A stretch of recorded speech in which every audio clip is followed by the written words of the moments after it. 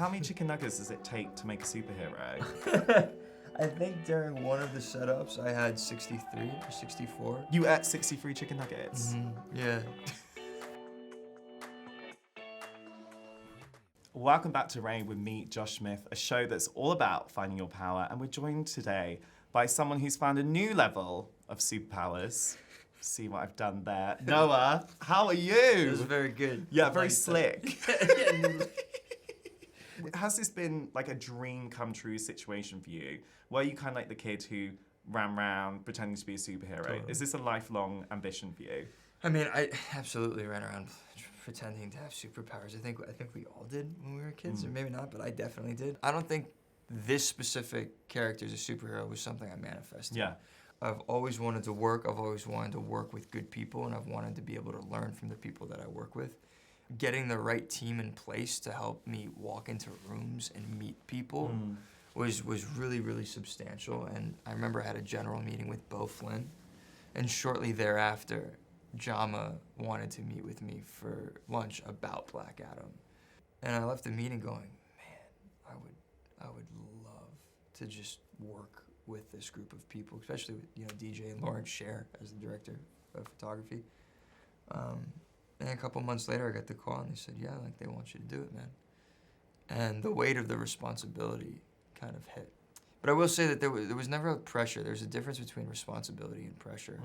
And I feel that I was really able to rely on the team that DJ Dwayne cultivated around this project. And how amazing was it to work with him? Because I mean, he's like the ultimate guy, right? Like that is like the dream to work with The Rock. Yeah. What was that process like? What did you learn from him? He's the biggest entertainer on the planet. And when you meet him, you'll understand why. Not only is he so successful, not only does he team build like a motherfucker, right? Getting the right people in place to execute his vision at its optimum potential, that is such a difficult skill to acquire and to have, and he clearly has that, otherwise he wouldn't be where he is today. His passion in what he's doing, his belief in what he's doing, and his work ethic to accomplish it on his own level, how he shows up to every scenario with his best foot forward, and then demands, expects, and believes in everyone around him to do the same. Having him as a leader in this, you can't help but take on his passion for the project as well. And what an opportunity to just be in proximity to that. And to learn under that, And it's so important to have that kind of presence because it gives you a whole new level of self-belief, right? And I mean, this podcast is all about finding your power. As we said in the top, love it. When do you think you found your own power? I was very lucky to have parents that believed in me from birth, that supported me from birth, that gave me such positive feedback loops. I wouldn't have been able to do any of this if it wasn't for their support. Not to say that there were moments of insecurity, like extreme insecurity, like what am I doing? There's no way I could possibly do this. Why would I ever think I could do this? That exists. But I think because of their belief in me and then because of my own belief in myself and knowing that if I continued to show up, I would get these small victories that then amass to massive steps being taken. It's not about not having those voices in your head. It's about persevering despite those voices, despite the fear. Yeah, and pushing through fear is such an amazing thing to be able to do, right? Do you feel like you did it with this project? Yes, but not in an overwhelming sense. I've been doing it since I was 8, so I have almost 2 decades of experience to fall back on that push me forward. Yeah. If I was like, I remember when I went on TV for the first time, that took courage, right? I'm shaking and trying to deliver my lines, right, while the cameras are rolling. I had that moment, I had those nerves, but it wasn't as intense. It wasn't as scary because I'd been exposed to that fear so many times throughout my career. Every time I walked on set, anytime I was with someone that I idolized and they said action, and I'm like looking at like Sir Patrick Stewart, right? Like, whoa, And this time was obviously a whole nother caliber, a whole nother level with Dwayne and Pierce Brosnan, and even Aldis, obviously, right? One Night in Miami and like his vast career. But it was something where I looked and I went, no, I know how to do this. Yeah. I've done this before. I can do this. It's so great to get to that point where you have that level of confidence in yourself. Yeah. And like you were saying, you have been working since you were 8. So you've been through so much, the ups, the downs, the struggles, the sacrifices to get to that point as well. Totally. What do you think you've learned about success and failure on that journey for you? The failures is what make the successes. You gotta be willing to fall on your face and fail and be told no and rejected 1,000 times before you get that one. I remember this casting director, and I had an audition when I was 15 for it where it was a just one-liner. She worked with me on it in the audition room for 45 minutes. That one line before she pressed record. And she got it exactly how it needed to be so that I would book the role. Because she believed in me. And I had come in there so many times and they had said no to me so many times.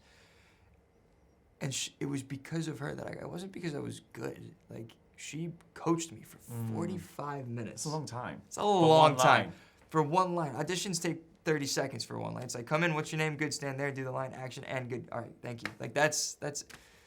And so it was luck, but it was because of her and her kindness that I got that role, and that role then turned from a one-liner to a recur over the first season, and then the show became the #1 show, and then I worked on other shows, and then I got the Foxsters. Like, that was the real tipping point. I could have just been like, you know what, I showed up for pilot season, I dropped out of school, and I got here, and I auditioned 60 times in 2 months, and like, nobody said yes, I didn't even get a call back. Like, I'm not gonna come back in a month for episodic. And I went back, and that was the audition that went. Wow. So you just gotta keep going. If you believe in yourself, even if you don't believe in yourself, like, fuck it, show up. Yeah. Show up for yourself. Show up, dude, because if you love something and you wanna do it, and you have to put everything that you have into it. Do you think you've ever been put into a box and had to break out of it? I've never felt like I've been in a box. I think people for sure have put me in a box, but I've never felt like I was in a box. Because I did rom-coms for a long time, but I did the Fosters for 60-some-odd episodes, and that was just family drama. Obviously, romantic comedies have been my bread and butter for a really long time, but I've never felt like that was all I can do. I've always kind of known that I have more in me, and Black Adam is a taste of that. But I definitely think people put me in a box. Well, you're just like a variety box, aren't you? Like a good chocolate box. You're like, got this, got that. As long as take there's a little bit of this, as long as a take little bit of sea salt, that. a little bit of caramel, a little bit of wafer, you know what I mean? No almonds, no nuts, you know, like No, we clear those out. Reese's peanut butter cups. But before you run off to the next amazing project that's on the horizon for you, which is actually The Recruit on Netflix. Can't wait for that. We'll talk about that another time. Yeah. But we always end on one question, that always is, in the reign of your life, what's the one rule you'll always live by? What is that rule for you? If you can imagine it, and you can see it, and you do the work necessary to achieve it, while also doing all the, pseudoscience stuff, right? Manifesting, vision board, thinking about it positively, affirmations, bringing it in that light, but also doing just the physical work. The preparation. If you truly do everything that you can possibly do, I think you can achieve your vision. And I think that's a rule that I live by and one that I've kept by my side.